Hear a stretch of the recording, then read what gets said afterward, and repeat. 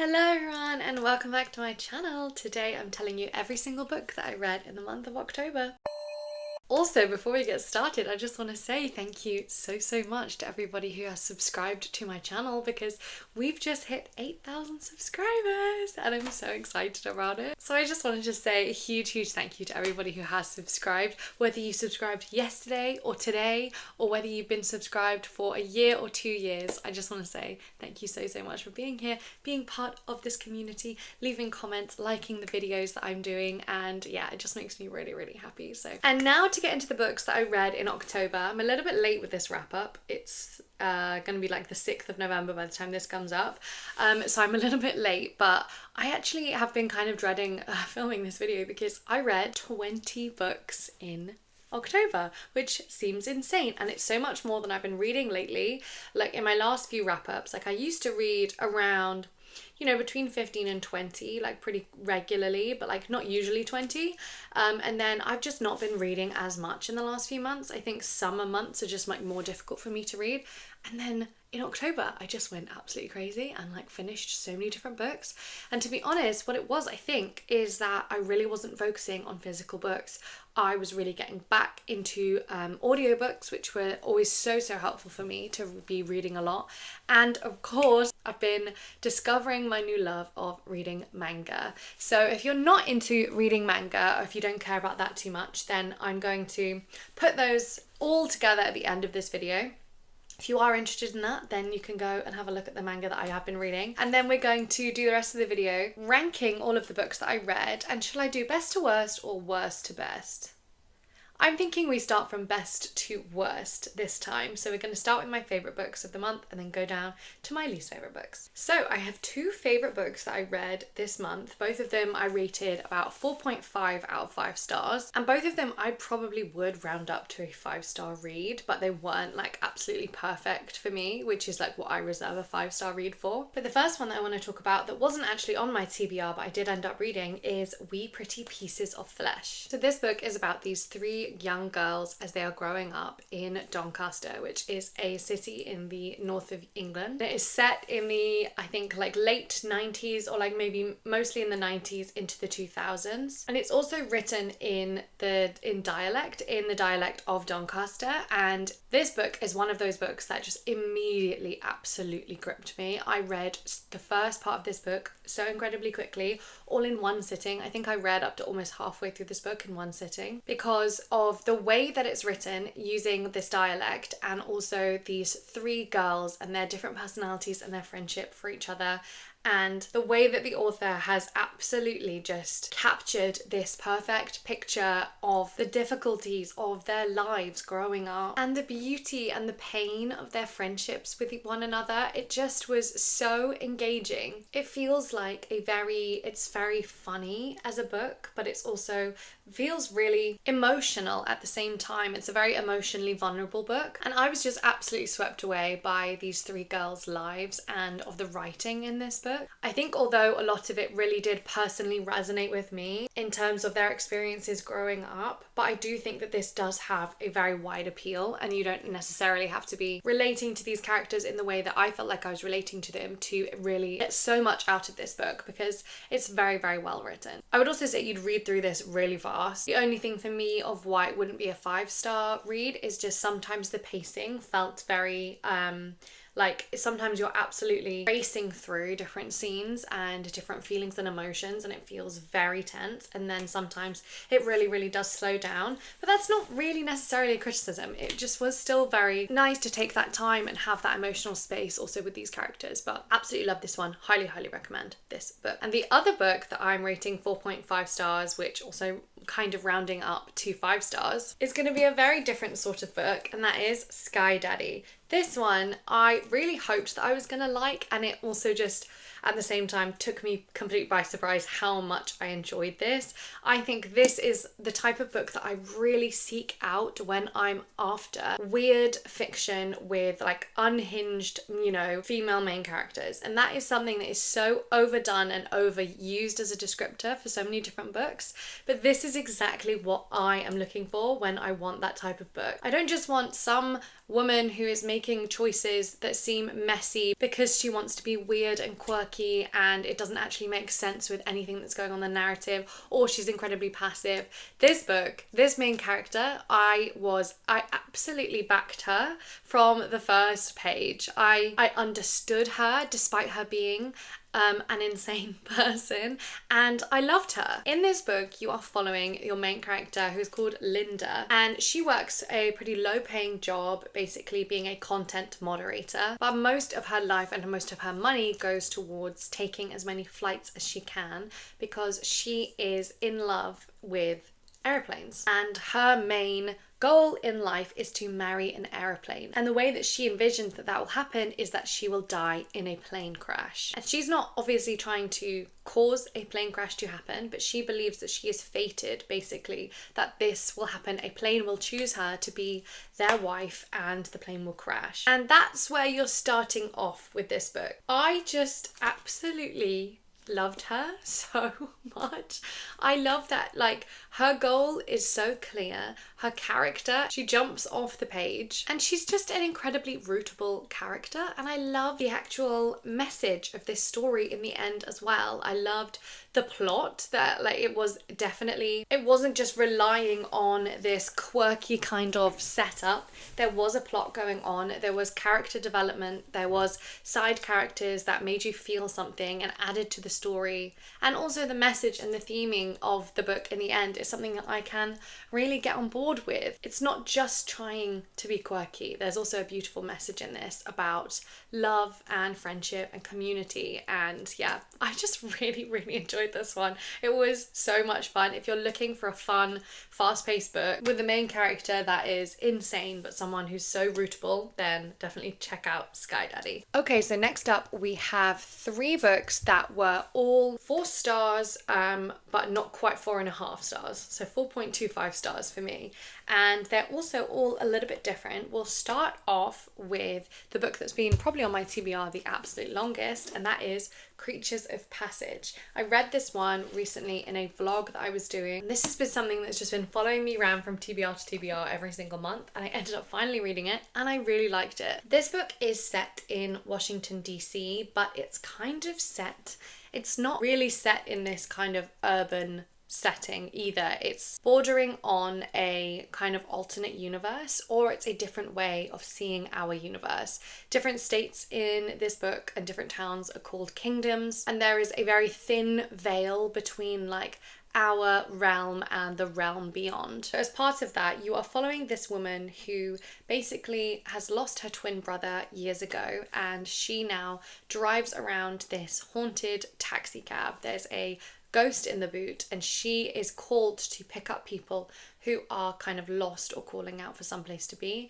She picks them up and she takes them where they need to go. But she is meanwhile drowning in her own grief about the loss of her brother. And then at the beginning of this story, her great nephew comes to her and is basically having problems at school and getting bullied because he's talking to someone that other people can't see is there. And in fact, this whole family is kind of touched with gifts, from being able to perhaps predict the future or predict deaths of people around them to seeing things that aren't there. So while this story has this layering of the supernatural and the kind of the occult and the ghost stories over the top of it, ultimately this is a story though about this family, and it's a very human story about grief and about trying to protect one another. I would definitely say before going into this one, I would check trigger warnings, because I was kind of a bit taken aback, not like from reading the back and not hearing much about it.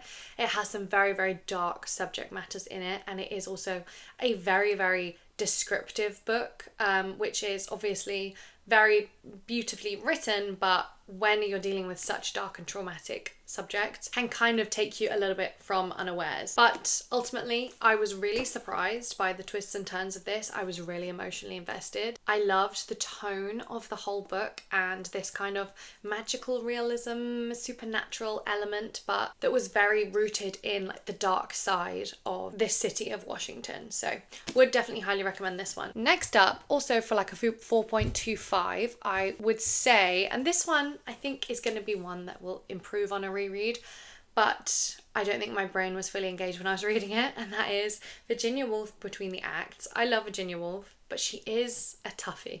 She's difficult to read sometimes because a lot of her books are very stream of consciousness. There's not like chapters in this book. She doesn't usually do chapters. And sometimes it is hard to drop in and drop out because you are floating between lots of different people's minds and consciousnesses, usually just in the space of one day. And that's what takes place in this book as well. Basically, you are following this family who live in this manor house, and they are putting on the village pageant. This book is set in 1939, and constantly hanging over the whole novel is the imminent war that is coming up, and the pageant that is being put on is also about the history of England. I just think for this one I will have to reread it to fully kind of get all of the different layers that were there, but I did really enjoy it, especially the insight to this family who love one another and also hate one another at the same time, who are all yearning for something and also stuck at the same time. This book is the last of Virginia Woolf's books, and she had actually taken her own life before it was even published. And there is a character in this book who is the one putting on the play, who's this kind of unrecognized genius, I would say, about trying to put together this beautiful story of England in the time. And I think it was really interesting reading this and knowing that it is Virginia Woolf's last book and what message she was really trying to put forward with this using that play. So yeah, definitely enjoyed it, but I will want to reread it. So like a 4.25 for me. And then the final one that was also around the same rating is House of Day, House of Night by Olga Tokarczuk. This is my fourth book by this author. I'm trying to get through most of her backlist, although one of her books is about that thick, so I don't think I'm going to be reading that anytime soon. But this one was once again a return to my love of this author, because last time I didn't have as much luck with flights, but I did really enjoy this one. This is set in this very remote Polish village, but this village has also, it's right by the border, and so it has actually also been part of Germany and the former Czechoslovakia. And this idea of borders and the history of this village is really intrinsic to the book. You're mainly following this woman as she's one of the newer people to come to this village, and she is introducing you to the different characters around the village, but you really jump into their lives, their heads and their history, and it kind of reads like a collection of short stories. Some of them are done in chapters throughout the book, like the story, like one of the oldest stories around this village about a saint and the man who discovered the story of this saint and wrote it all down. What I really liked about this book felt like such a big novel about a very small and unassuming place, because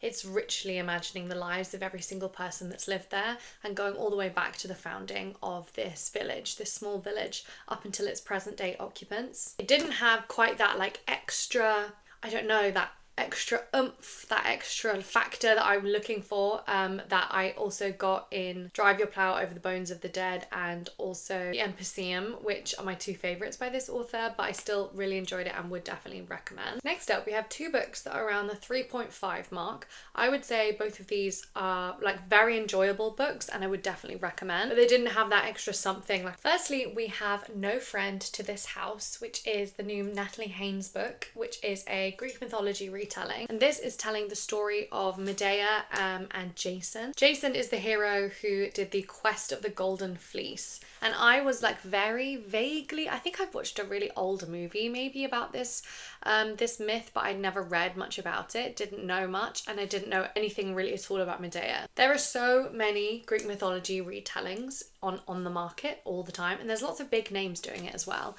I'm actually a fan of Natalie Haynes' style, in that she does do this feminist retelling, which also is done by, you know, many others, but she does it in a way that is not trying to overcomplicate anything or change anything, I don't think, like too much from the intrinsic style of the story to then make it a feminist retelling. It's just kind of changing the spotlight, I would say. So this one was a really enjoyable read from beginning to end. I didn't know what was going to be happening as well. I think if you'd be super familiar with this, maybe you'd have a very different take on this retelling. I don't think it's going to really stay with me, and also I think that sometimes, especially the main male characters, are a little bit flat because they are basically, you know, made out to be a villain in quite a simple and basic way. And I like my villains to be a little bit more devious and complicated. But overall, this was a really fun time and I liked Medea as a character. So can definitely recommend this one as a good, entertaining novel. And then the next book that was also around a 3.5 stars was also just something I picked up completely randomly on my library, and it is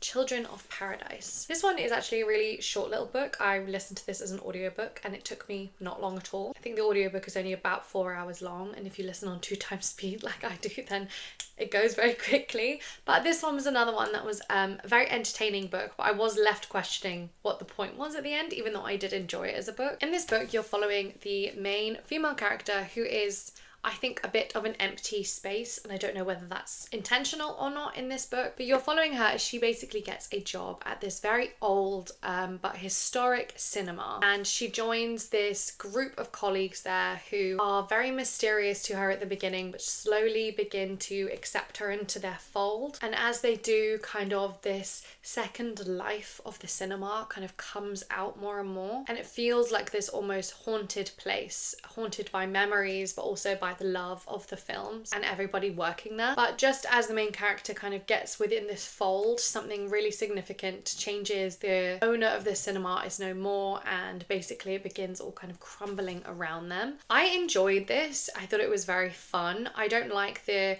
kind of incredibly like nothing main character, but the atmosphere of the cinema really made up for it in a lot of ways, and this kind of cast of characters. And that was my favorite part of the novel, was when we were discovering this cinema itself. It felt like a real strong sense of setting when they were running around this cinema basically. But then I was just left with the second half of the book, and especially the ending, kind of questioning what was the point other than it being a little bit bleak and a little bit veering into the grotesque. And a couple of things happened repeatedly that were shocking the first time, but then when it happens for the fourth time, you're kind of like, okay, well, you know, this is just going to happen to everybody now. But still a good, fun, entertaining book. I think definitely if you're really into movies, if you're into films, there's going to be a ton of references that I completely missed because I'm not into films that much, but would still recommend this one as a good time. Next up at just above 3 stars for me is our book club book for the month of October, and that book was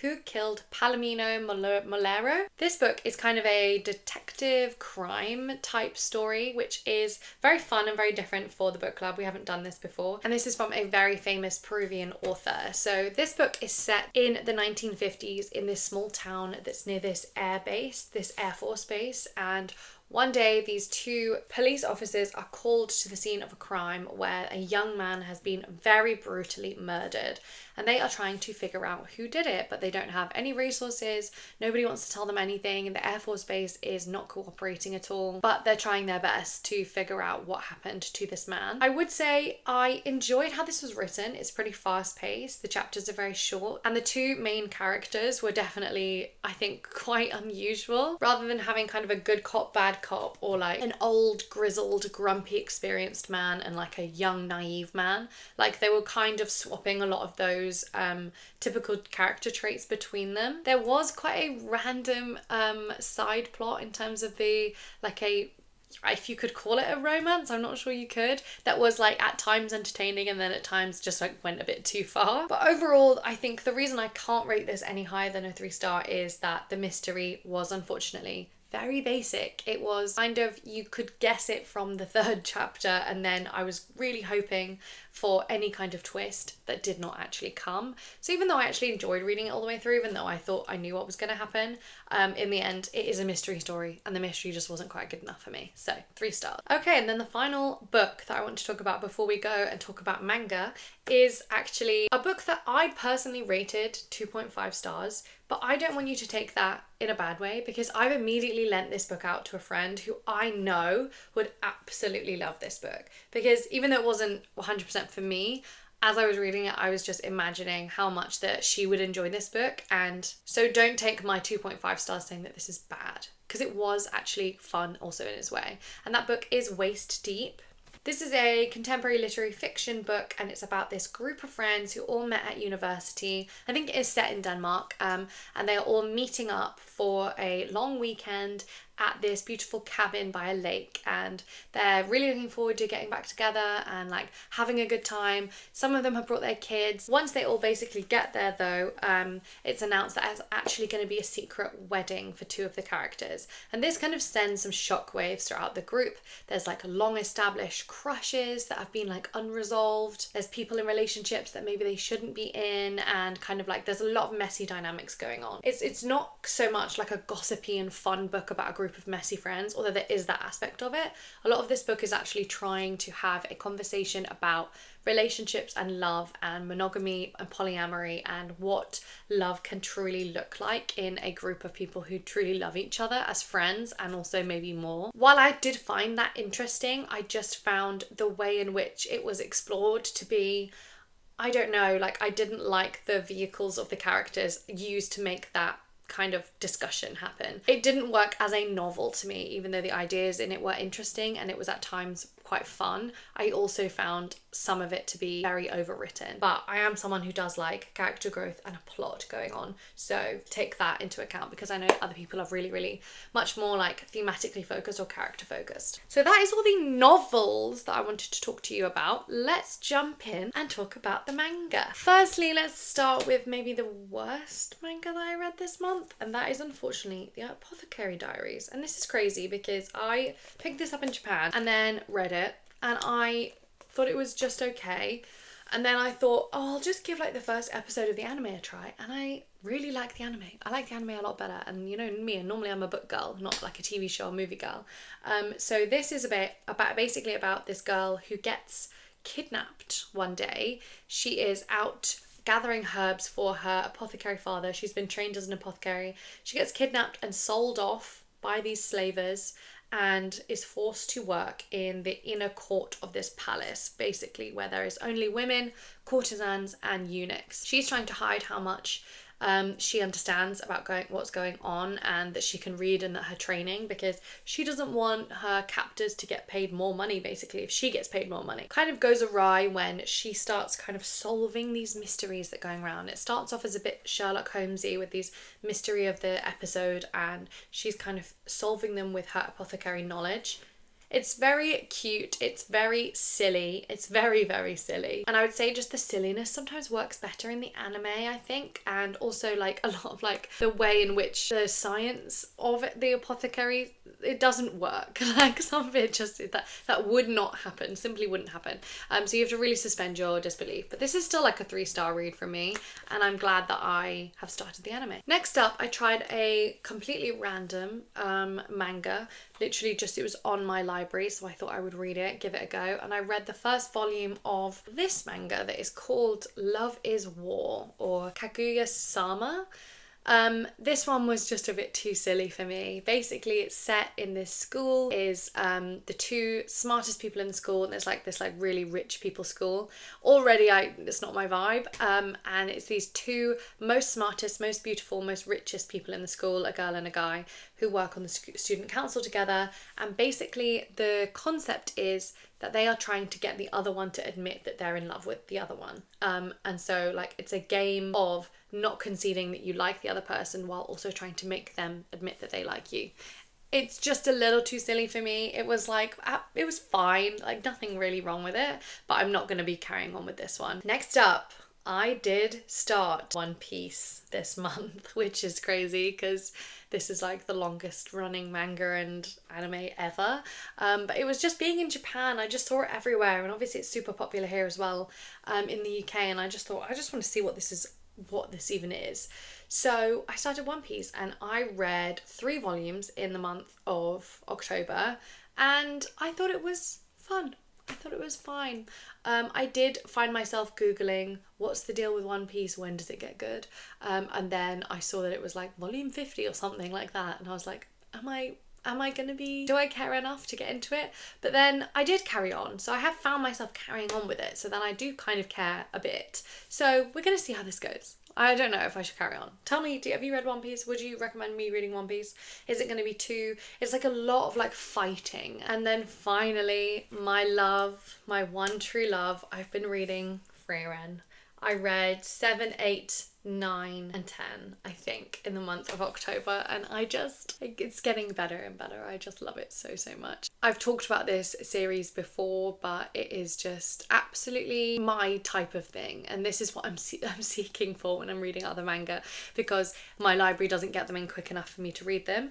This is a fantasy story. It's all about this elf called Frieren, and basically at the beginning of the story, she's just finished her hero's quest with her adventuring party. They have defeated the Demon King. And then you are following Frieren in the aftermath of this, and kind of for the next 30 years of her life, or even longer than that actually, at the very beginning of this book, and about her discovering basically her connection to the people around her and what she wants in life. It's a very slow and cozy story. They start off very, very slow and like seemingly endless, silly little side quests, but really quickly it just builds up into this beautiful central story. And then sometimes you get these volumes that just take your breath away with the drama of it. I love it. I love the magic system. It's simple, it's beautiful. I love the world. I love Frieren herself. She is definitely a neurodivergent character. She reads as very autistic in terms of her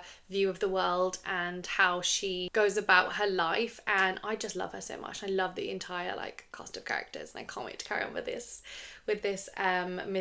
manga. But I'm so upset because I think there's only been like 14 published, or maybe only 13 in English, so I think I only have 2 left to read or something, and I'm like, what am I going to do after that? I have to find something else to fill this Frieren hole. If you do have any recommendations, then please let me know. But I think that is all the 20 books that I read in the month of October. I think it is. I can't be bothered to count them up now, and I don't even have that many physically. I think I'm going to catch up with my reading goal, to be honest, guys. But firstly, I want to say a huge thank you to my Patreons. Thank you guys so, so much for supporting me and supporting this channel, and for making this the best place to be on the internet. So thank you so much. While you're still here, if you've watched all the way to the end, then please will you give this video a like. I know that sometimes it's hard to remember to give videos a like, but it really, really helps me out with putting this video maybe on other people's pages that might like these kinds of videos too. So that would really, really help me out. And also, if you see the hype button down there, I still don't know what that does, but if you want to click hype, then go for it. Can only be good things, right? Anyway, I want to know, what's the best book that you read in the month of October? And also, what was the worst book that you read? I didn't have any books that I hated